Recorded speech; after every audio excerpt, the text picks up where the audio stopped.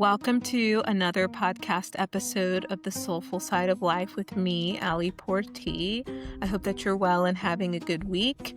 And I'm excited about this podcast episode with Brittny Button. She is a California, LA-based interior designer, and actually she's the first interior designer that I've ever interviewed in all of the publications I've written for. I've never interviewed an interior designer, and I thought it would be cool because I've been covering fashion for the last 5-6 years, and I think fashion and interior design are loosely kind of related. Maybe they're cousins or second cousins, but they're definitely related. And though I am not an interior design fiend, I really do appreciate it. And I appreciate finding a table or a chair on the side of the road and repainting it and fixing it up. That's the extent of my interior design. And what Brittny does is really fascinating. And it really, truly is a gift. I think interior designers are kind of born in a way, and made through time and experience. But what she does is quite fascinating. And I got to meet her this year during Paris Fashion Week in October, where the Canadian outerwear brand Macaj had a dinner, and I got to sit next to Brittny. And what's unique is that her name is spelled in a unique way, but she was very kind and warm and bubbly and talking about her interior design work, and I could tell she was passionate about it. And I'm like, hey, can I interview you? And yeah, I'm glad that she said yes. But anyways, more about Brittny. Her focus is on Adobe architectural simplicity or old world Hollywood glam and fixing that up and making it modern and unique for her clients. And she also has a bespoke furniture company where she designs furniture pieces that are revived from upholstering furniture. And it's her aim, I guess, signature thing of what she's known for is giving new life to second-hand pieces, giving a second life to pieces. And that comes from her childhood of being around her parents who were very good with working with their hands and going to flea markets. And that's where her love of vintage pieces and interiors stemmed from. So enjoy this podcast episode. And I hope that, what I took away from Brittny is that you can start your passion at any age and just go for it. And you never know where it might lead you. So, I hope that you're inspired. Brittny, thank you so much for letting me interview you. Thank you for having me. It's a pleasure to be here. Yeah, I find interior design so fascinating, and looking forward to jumping into some of these questions. My first question is, how would you describe to a 5-year-old what you do? I feel like I describe what I do to 5-year-olds all the time, disguised as adults. I guess the way I would describe it is I create very nice pictures and drawings that are beautiful, and I try to create homes as, livable and comfy and beautiful as possible. Yeah, that's a unique way of putting it. I'm curious, when you were a child, was interior design something that was like innate in you? You know, um, the way I grew up was we didn't buy a lot of things new. Most of the furniture we had in our home was antiques or secondhand. My parents did buy, some things new, but they were always at flea markets. You know, it's so funny now. My husband and I think with our kids on the weekends, we're like, where are we taking them? Chuck E. Cheese, here, there. It's all about them. And my parents were like, we're gonna do what we want to do, but we're gonna bring you along with us. So there was no Chuck E. Cheese on the weekends except for maybe birthdays. But So I really, at such a young age, kind of understood furniture and something of quality and antiques. And I think I never even knew that being a designer was a job because no one in my community could afford an interior designer. I didn't grow up in Beverly Hills. We were, working class. My father was a CHP officer. My mother was a hairstylist slash barber. And so we did everything ourselves. My room, the whole house. My both my parents are really kind of handy when it comes to painting, building things. And so I really was shown that you can make your space beautiful with not a lot of money. Just, a lot of willpower and creativity. So I was definitely shown ways to have something nice without it breaking the bank. And I think that's really, I didn't start interior design until I was 35 years ago. So I think it all makes sense now. But at the time, I didn't know that I was essentially being groomed to become a designer. But I didn't even know that was a job. Back then it wasn't, that was only for wealthy people that you hire a designer.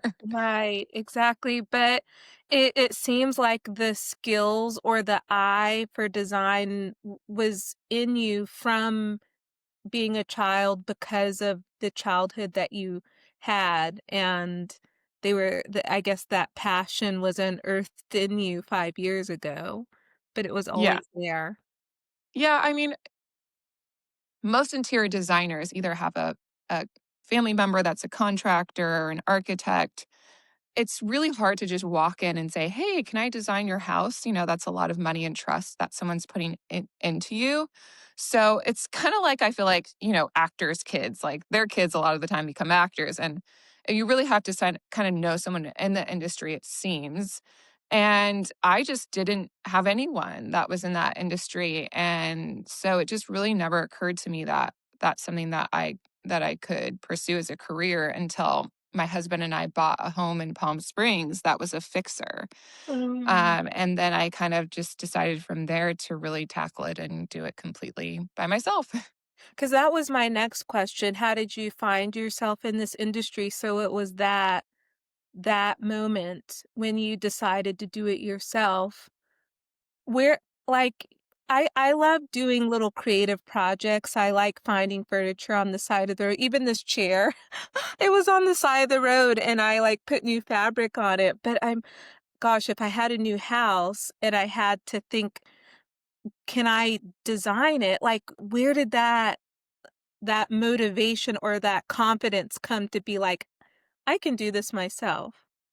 Well, I am very frugal, and I am very resourceful. So just like you, it sounds you found something beautiful that someone discarded and you saw the beauty in it. And I think that a lot of people lack that sort of imagination and awareness and that eye. So it's really hard. Um, it's really hard for people to picture what something could look like. So they just, "Oh, I'll just buy something new or I'll buy something very expensive."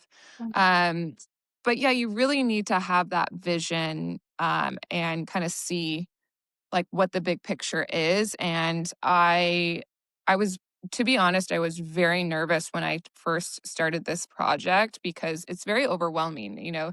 All the little details, the door hardware, the plumbing fixtures, what you can and can't do structure wise, paint finishes, plaster, roof tiles. It's all just it's a lot of work, it's a lot of decisions, and you have to make quick decisions because you don't want it to go on too long and cost even more money. So Yeah. every single project, something goes wrong. That's sort of just how it is. When you're doing a home, you don't know what's under, uh, kind of what's hiding and what's lurking, what problems need to be fixed, what budget you're working with. And sometimes things that you didn't, see in the inspections come up, and then you have to spend $50,000 on that fix, and Mm. so then that takes away from the budget of the design. And it's just a lot. And it is really, I think, if someone hasn't done a project before and they're not an interior designer, I think they probably look at it as like, "Oh, that's a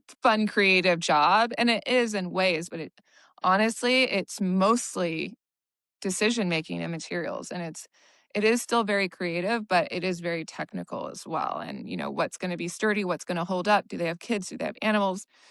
So it's a lot of decisions, but I love the whole process. Would you say that because your first project was your house, it gave you the confidence to launch your own business to go forward? Yeah, I think I definitely I'll kind of tell the short version of the story, but I did the house on my own, the architecture, all those things, and then I had hired someone to kind of at the time, it was just gonna be a vacation rental. So I was like, "Okay," I was pregnant with my daughter, and I had a lot of things going on, and so I hired a woman who she was an organizer primarily, but then started to do design more so to kind of pick out some furniture pieces. I did all the vintage sourcing and then I said, okay, well, we're not going to pick everything, not everything can be vintage all the time. So, and then I ended up asking if she wanted to partner together because she was very much in the beginning stages of, you know, transitioning from an organizer to a designer. And she did say yes. And, we had a few good projects together, which I mean, I'll just say I'm very stubborn with my vision. So I don't think the partnership was the best avenue for me, although I think we both learned a lot from each other and it didn't work out. And I, wish her well. And um, I really just needed to believe in myself to go for it. And I think we all have imposter syndrome, at points, especially as women. And I wasn't ready yet to fully believe in myself. And then I ended up meeting this really famous interior designer. She was like, started her career in the 90s, did Steve Martin's house, and she was throwing this design boot camp. And she asked me, she was like, why do you need a partner? Yeah. And I said, well, I just don't know if I can do it all on my own. And she was like, well, I think you should just go for it. If the partnership isn't working and you feel like she's kind of one foot in and one foot out, then just go on your own. And that was honestly the kind of the kick in the butt that I needed to just, all right, I can do this. Yeah. Wow. It's cool. And I feel it took the edge off to be able to it's like when you have the experience to do something for yourself and you're like, I can make a business out of this. So Yeah, absolutely. that's inspiring. So the interior design industry, it's a $137 billion industry. It's expected to grow to be $175 billion by 2030. And it's driven by consumer preferences and technological advancements. So my question is, how do you stay sharp and on your A game in this industry as it's growing in its value? Hire someone in their 20s. Oh, And I have a wonderful design assistant. Her name is Devin, and she's 25, and she knows, while I'm out being a mom and a wife and doing all the things, the bake sales, the PTA, like all the things. She is really the sort of my eye that is on all of the new technology and the new things. I really personally, I had a BlackBerry until it was, like, actually necessary to get an iPhone because Burberrys were go or not Burberry, BlackBerrys were going as extinct, basically, and, so I'm, historically kind of resistant to newer technology, but now I know that, okay, well, the industry is gonna move on without you, with or without you, so she really keeps me sort of more present and in the know, I would say. yeah. What challenges or problems do you foresee in interior design, and how are you learning to work around them? Well, I think AI is definitely an asset for CAD drawings, for sourcing, for I've used it for many things work-wise, but it's also just a little bit scary the way technology is going because I think it's sort of replacing a lot of work. I've already seen it happening. People, draftsmen aren't going to be really as needed as much. And it's kind of, it kind of reminds me of like the self checkouts, right? Like you used to see people at the grocery store and like, "Oh, hi, how are you?" And you would see the same people all the time. And now when you go to like a Target, you see like two people and then everything else is like self checkout. And I don't know, it's kind of sad. Yeah. So yeah, I think although I mean the technology is moving at a very fast pace, Mhm. especially in this industry, I've noticed when I went to High Point Market in North Carolina, there were literally AI design booths, which was a Wow. little bit scary, Yeah. but not surprised. That is good. And I was listening to a podcast recently where the guest was saying the jobs to go get now are becoming a plumber or an electrician. Would you agree with that, or do you think AI is going to tackle those jobs as well? So I am a big fan of the book Main Street Millionaire by Cody Sanchez, and she talks a lot about owning like a plumbing business, electrical. Um, I do think that those businesses will always stay pretty strong and profitable. I think a lot of kids these days are looking at TikTokers and YouTubers, and they're going into a market that's so saturated. There Mhm. used to be sort of like the top sort of influencers, Vine stars, TikTokers, whatever. And I think there's just so many now that, the younger generation is forgetting about those sort of blue collar jobs that are always going to be necessary. I don't think a robot's going to come into your house and fix, your Mhm. plumbing. I Mhm. think, there might be technology that will make those things easier, but I think a plumber will always be needed. You know, AI can do a lot, obviously, but it's not the human mind at Yeah. the end of the day. It's still going to, we're still going to need people with hands, um, and someone Emotion. who's exactly emotion. Yeah. So, I think AI will help a lot of professions, but I do think that, yeah, people are kind of forgetting they're sleeping on those industries that are very much needed. Yeah, for sure. Would you agree that interior design helps with mental health? Like, I'm a designer or someone who has their home designed. like for both, like that it gives kind of like this excitement, this adrenaline push, this to be creative and that it can help people come out of a slump or um and I Yeah, was I think. listening to a podcast about this recently that it helps with mental health. Oh, interesting. Well, first, I'll start off as someone who, is designing. I'm designing my own home, and I think that it absolutely walking into a beautiful home makes me feel happier. Yeah. Your environment does affect you so much. If you had a mattress on the floor and no light in your house and, like gray, dark walls, that would be very depressing. So I do think that there's a lot of psychology behind colors in your home, what's calming, seeing beautiful things. I love it. We had just sold a few year or about a year or two ago, we sold a home that I designed, and it was every time I walked in, it definitely made me happy, and it was really hard to be in a bad mood in that home. Yeah. As an interior designer, I think there's aspects of the job that are probably great for your mental health, and there's aspects that are quite stressful, and a lot of things can go wrong. So I think, it is a very great, um, profession, and I think that the being creative part really does help me with my mental health. It's a outlet for me to be creative, but it can absolutely be stressful dealing with people that aren't doing their job correctly or, not being honest, giving honest pricing and things like that. Yeah, I can imagine.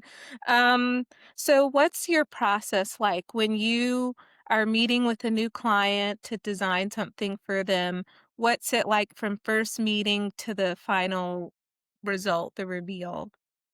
Honestly, every project and every client is so different.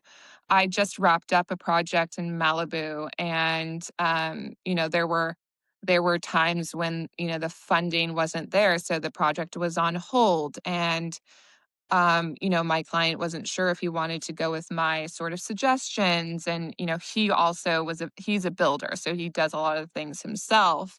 And so it was a very different process than the other project that I had that I unfortunately had to quit because the contractor was just highly, highly disrespectful. And I just could not be in an environment like that. Of So course. honestly, it all looks so different. Obviously, I meet with them and I kind of have a consultation of what they envision their home to look like, and then I send over sort of a loosely based contract and agreement on that. That's really important to me. I am very buttoned up in the legal sense because it's just necessary, especially in California.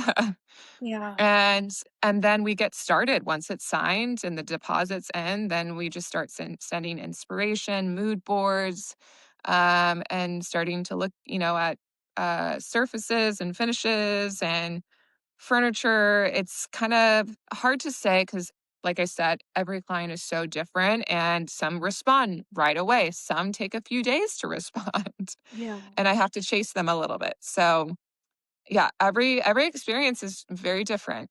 Yeah, I can imagine. And when I met you in Paris, you were gonna be doing some vintage shopping, I think. How did that go? Did you find Yeah, some cool things? unfortunately, we didn't get time to do it that trip, but I'm hoping to go towards the end of the month and, yeah, probably end of November, early December, and, like, look at some lighting because we're getting to that phase in one of my projects where we need to find some beautiful vintage lighting, but yeah, I didn't get a chance that trip, which I was super bummed about. When you do travel for that purpose of looking for pieces, how do you know where to go? Where do you start when you're in a city? ChatGPT is great for that. Okay. AI. AI, yes, exactly. AI and then just Google, my assistant will look places up, and then I follow some vendors on Instagram too, which is really helpful, but yeah, I just have various sources that I kind of ask, like, if I know an antique dealer, I'll ask him, and he'll tell me, like, the secret places that not everyone goes to, which is great and helpful. Would you say a good starting point in Paris is that flea market? I think we were talking about it. It's like in the north of the city. Yeah, yeah, it's great. The one that's always there's a flea market that's just on the weekends, and it's sort of like a permanent kind of little tiny shops, and that's super fun. There's amazing jewelry, handbags, furniture, lighting. They have everything. It's so fun to walk through.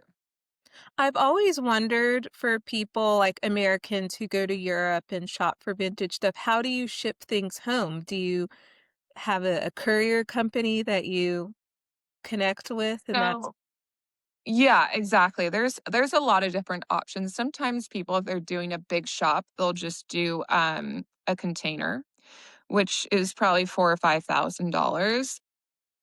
Or you can just have a courier or maybe share a container with someone. I haven't bought anything specific, like any large pieces overseas yet. I've just bought within America. Or I use Facebook Marketplace and I get a lot of beautiful French antiques, Italian, British.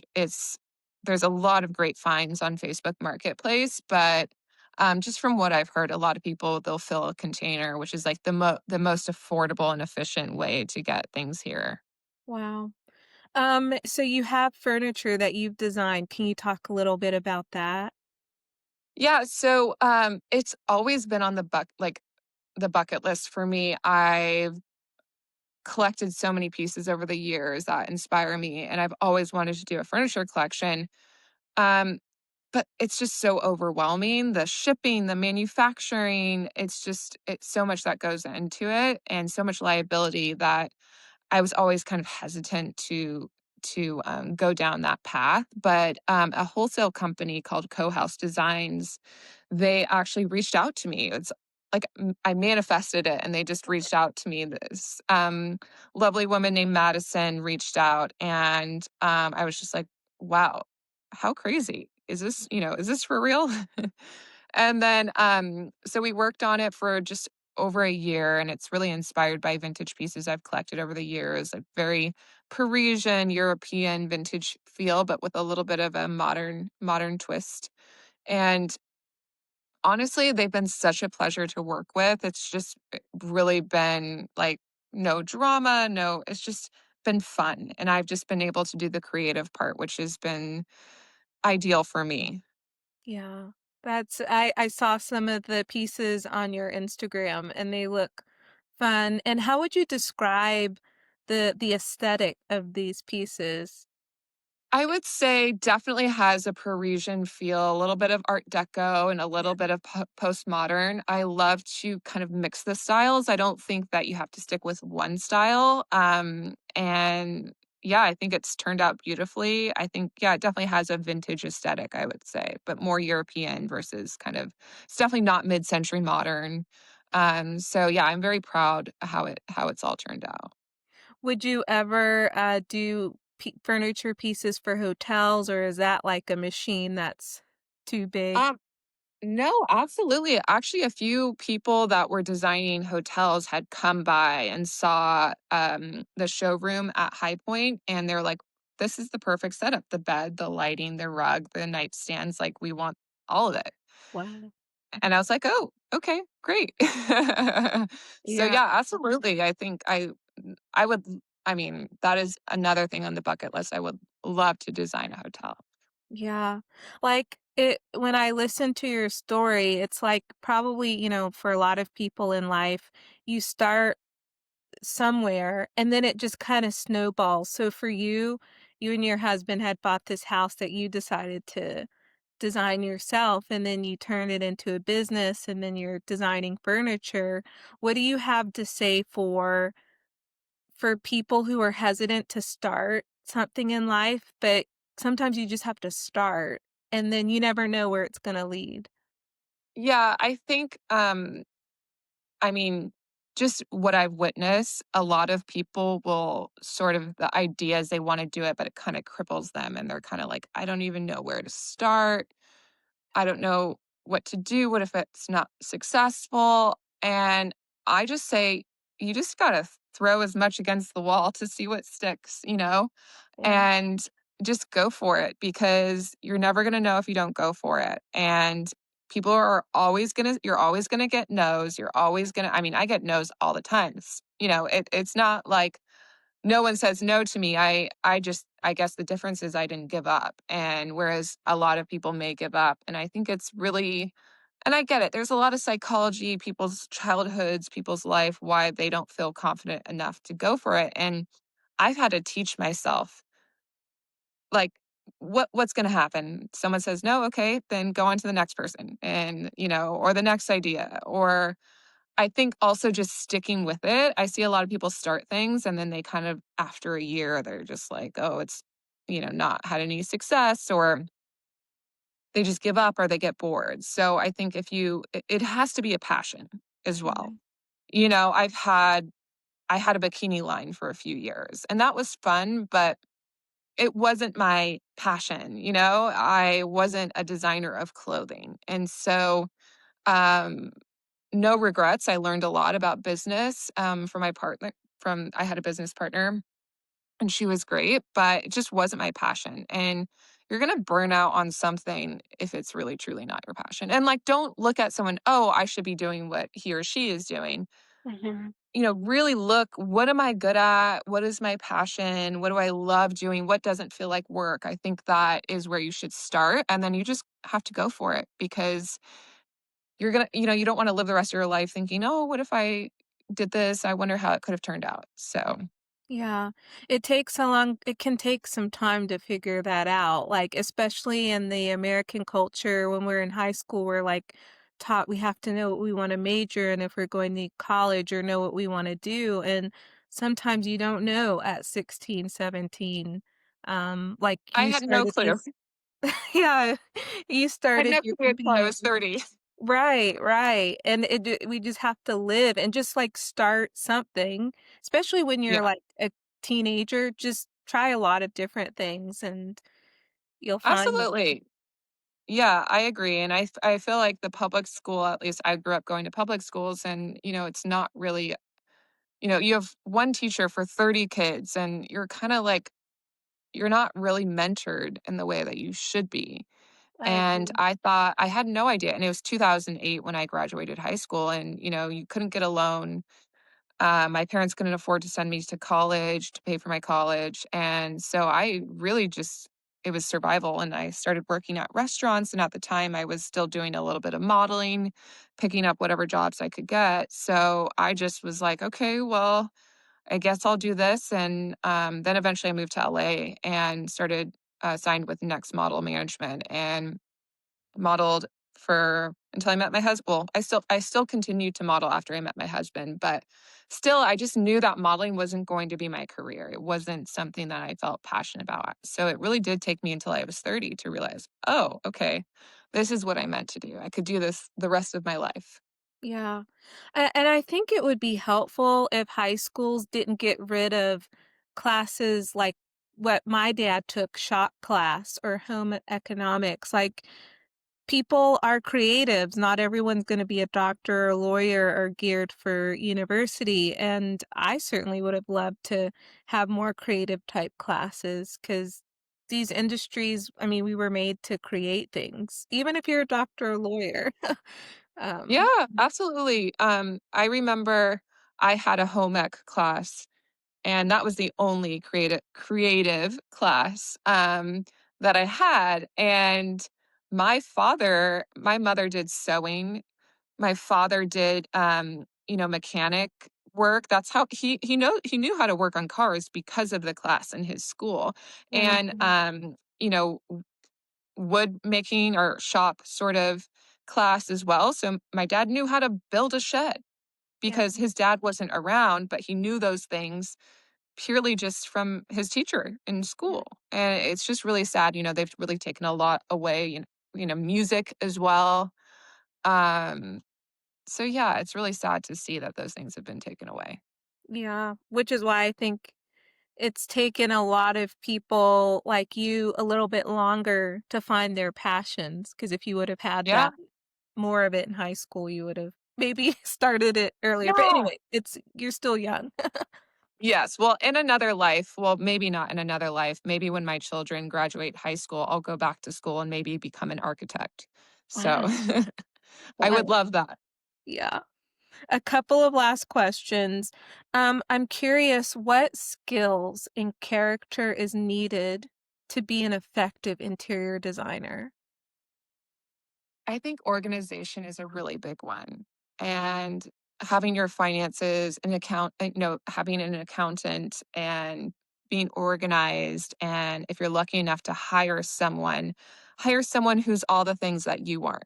And that's essentially what I have done. I'm a little bit wacky and a little bit all over the place. And I love the creative part of everything. But my assistant really keeps me in line, keeps me in check, and has the checklist, and yeah, I think that's super, super important. I just know I'm never going to be that person. It's just the way my brain works. I think I'm a little dyslexic and there's some stuff going on. So I just really look at my strengths, and she kind of covers me for those weaknesses. And I am very grateful for her. So Yeah, she keeps you on top of things.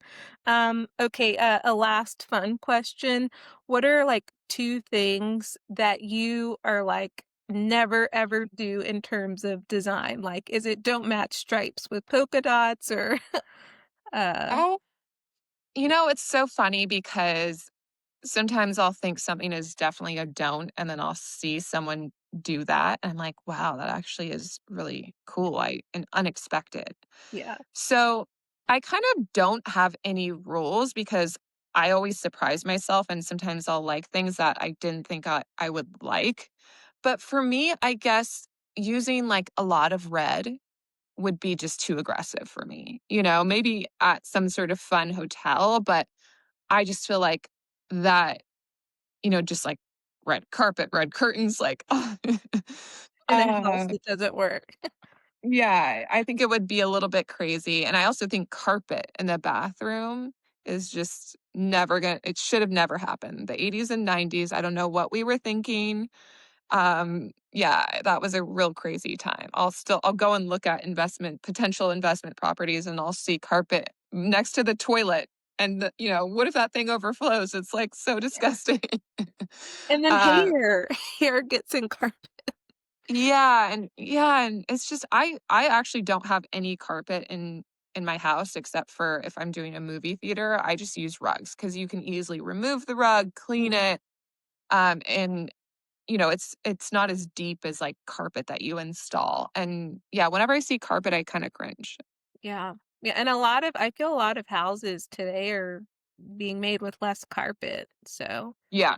Well, I think they're realizing the upkeep and everything is just not worth, yeah, the carpet might be cheaper, but then you're gonna have to clean it a lot, exactly. which is not cheap. So Exactly.